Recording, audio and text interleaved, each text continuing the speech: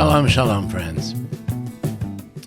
Today, a question from one of my students, a bar mitzvah student, prompted me to think a little bit about one of the most beautiful features of our creation, and that is diversity. If you walk through a forest, you'll not find two leaves exactly alike. If you look up at the night sky, every star shines with its own intensity. And if you look around you, you'll see something equally remarkable. No two human beings are exactly the same. Judaism does not view this diversity as an accident. You see, it's part of God's design. The Mishnah teaches an extraordinary lesson. It asks why God created all human beings from a single first human being, Adam. One answer is that no person can say to another, "My ancestor is greater than yours." But another answer is even more profound.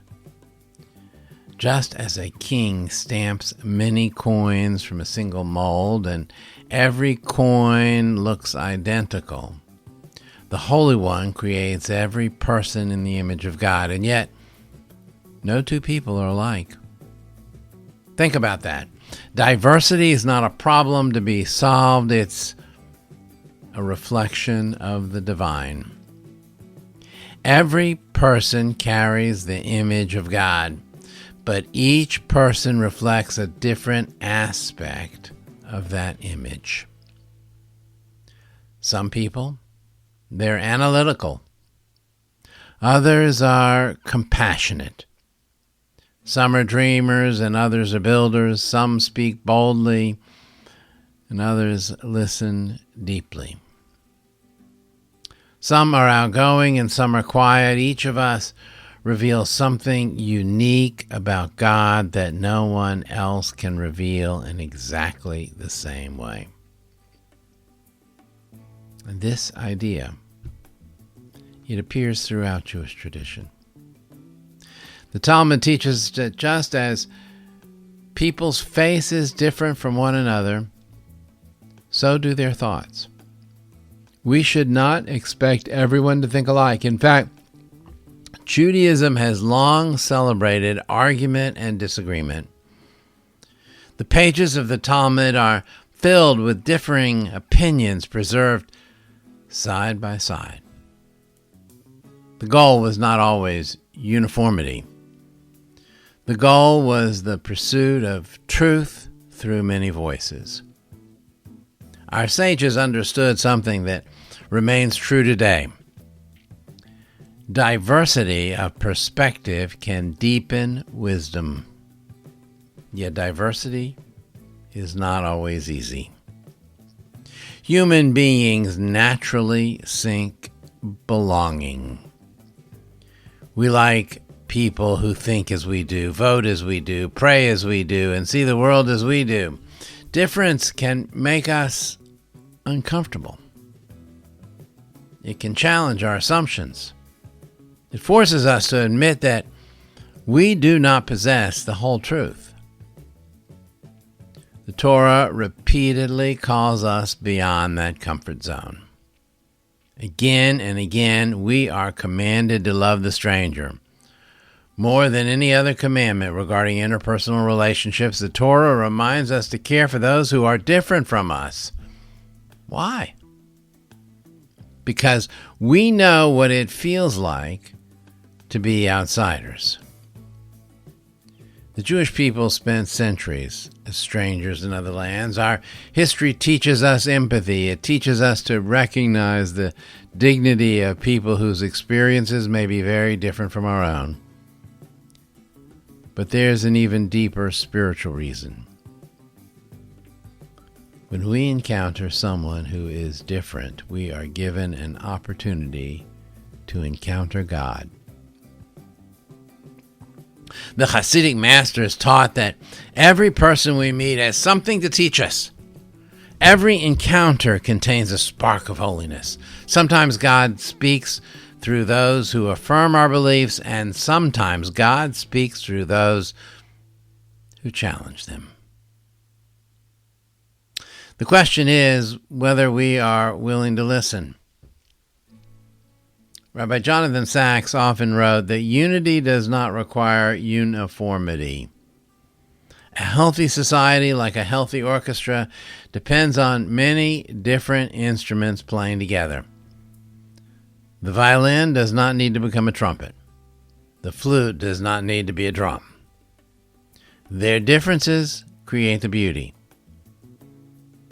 The same is true, whether it's a congregation, a family, a community, or a nation. The Torah offers a powerful image for this. The tabernacle in the wilderness was constructed from many different materials: gold, silver, copper, wood, wool, linen, precious stones. No single material was sufficient by itself. Only together did they create a dwelling place for God's presence. Perhaps that's true of us as well.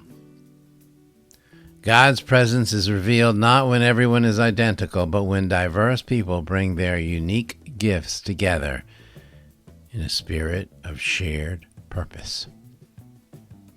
This does not mean that all ideas are equal or that we will never disagree. Judaism certainly believes in values and contradictions and convictions. But it does mean that every person deserves dignity. Every person deserves to be heard. Every person deserves to be treated as a bearer of the divine image. The challenge of diversity is not simply tolerating difference. It is learning to appreciate it. It's easy to love those who are just like us. Spiritual growth begins when we learn to see holiness in those who are not. Imagine what would happen if before every conversation we silently reminded ourselves, this person is created B'Tselem Elohim, in the image of God. Would we listen differently? Would we speak differently? How differently would we disagree? The world often encourages us to sort people into categories, us and them, insiders and outsiders, friends and opponents. But our tradition invites us to look deeper. Behind every label is a soul. Behind every opinion is a human being.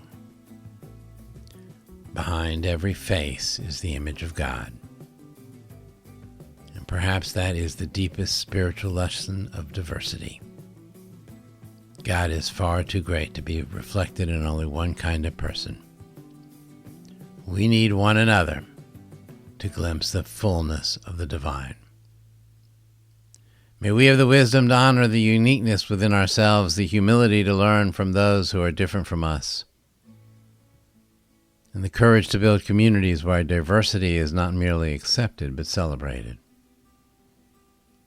For when we truly see the image of God in one another, we come a little closer to seeing God. Amen. We'll conclude with a prayer, the mourner's Kaddish, as we always do. Yitgadal v'yitgadash me'rava, b'alma divra kirute v'yamlich malchute, b'chayechon v'yomechon v'chayei d'chol Beit Yisrael. Ba'agala uvizman kariv v'imru, amen. Yehi shmei rabam v'varach le'olam le'amei amaya, yitbarach v'yishtabach v'yitbawar v'yitramam v'yitnaseh, v'yitadar v'yidaleh v'yidalal shemei d'kudisham b'richu, li'ela min kol birchata v'shirata, tushbechata v'nechamata, damiran b'alma v'imru, amen. Yehi shlomo rabba min shemaya, v'chayim olenu v'al kol Yisrael v'imru, amen. Oseh shalom b'imramav, hu ya'aseh shalom, aleinu v'al kol Yisrael v'imru, amen. Thank you, friends. I appreciate your being with me. We'll see you again next week. Same time, same place.